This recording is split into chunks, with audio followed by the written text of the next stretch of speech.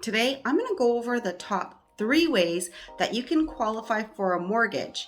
And at the end of this video, I'll touch on 2 key differences between qualifying for one mortgage at a time and qualifying for 2 or more mortgages at a time for those who want to pick up a second home or a revenue property as an investment, which is very different from qualifying for a mortgage on a primary residence.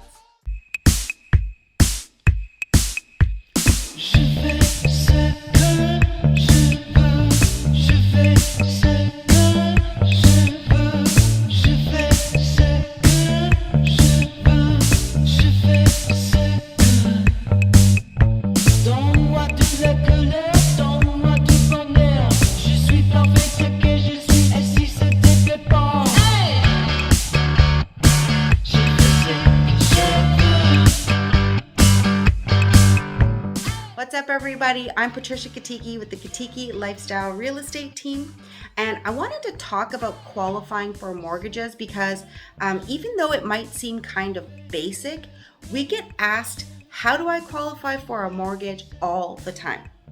So if you find this information useful, please hit like and subscribe, and let's dive in. Qualifying for a mortgage has a few factors, but the first thing you'll want to think about is, do I have an income? And actually, let me be more specific by saying, do you have an income based on the lender's definition of an income?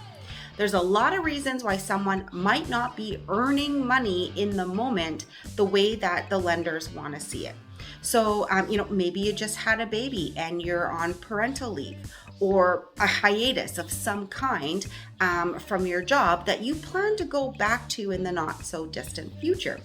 Maybe you don't have a job at all. Maybe you're retired and your kids are pestering you to co-sign. Or maybe you've decided to quit your job and start a business, which in the eyes of the bank is not really an income unless you have 2 years of income statements. And in all these cases, most people in these types of situations have money to live on, but it's not the lender's definition of an income. By contrast, if you're with the same employer for multiple years and can easily obtain a job letter and show recent pay stubs with year-to-date information, you are golden. The second thing to think about is, where's your down payment coming from? Yes, even though it's all money and all legal tender in Canadian dollars, not all sources of down payment are created equal in the eyes of the lenders. What that means is that some lenders are more keen on gifted funds than others. So your retired parents want to give you the money for your down payment.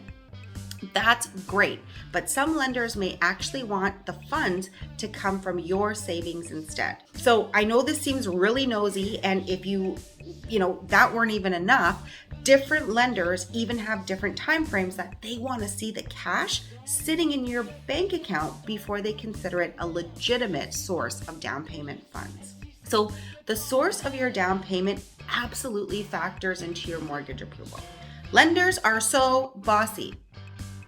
The third thing they'll be looking at is your credit, but not just a credit score, which does matter. Typically, A lenders want to see a score of 680 or higher, and B lenders about 650 or so, but also your debt to income ratios and how close to the lending limits on your credit cards or lines of credit you get to every month.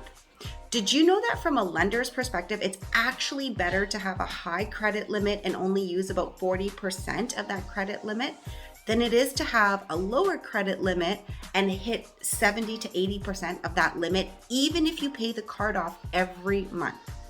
It's strange, but hey, knowledge is power. So this is good to know, especially if you're trying to qualify for your dream home. Basically, lenders want to see that you're paying things off every month, but they also want to see that you have the ability to manage credit, hence the ratios. Okay, so those are the 3 big things you'll want to keep in mind when you're qualifying for a mortgage. But what if you want to qualify for 2 mortgages at the same time?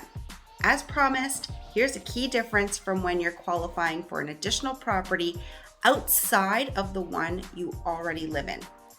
And this is something that we also get asked about all the time, and that is, you have to be putting 20% down on the second or third or fourth or whatever home for that matter. And the reason for this is because we have this thing in Canada called mortgage insurance. Usually it's done through CMHC, Canada Mortgage and Housing Commission, and all mortgages with down payments that are less than 20% are insured. So the kicker is you can't have more than one insured mortgage at a time. So the way that the lenders get around this is by requiring 20% or more down payment on the second and subsequent properties.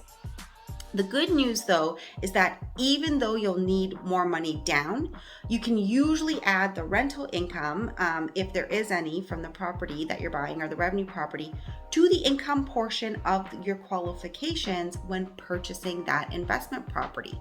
You can usually also refinance your existing home to pull out some of that equity to put towards the down payment of the other homes, which can be a great way to get that debt equity in your primary residence into play.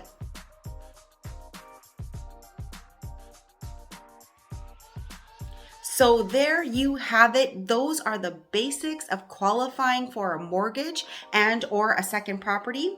If you have any questions, please ask them in the comments below. And if you don't have any questions, I'd love it if you could help me out by letting me know what topic you'd like to hear next. Is it 10-year mortgages and how they work? Or is it the difference between a pre-approval and an actual mortgage approval?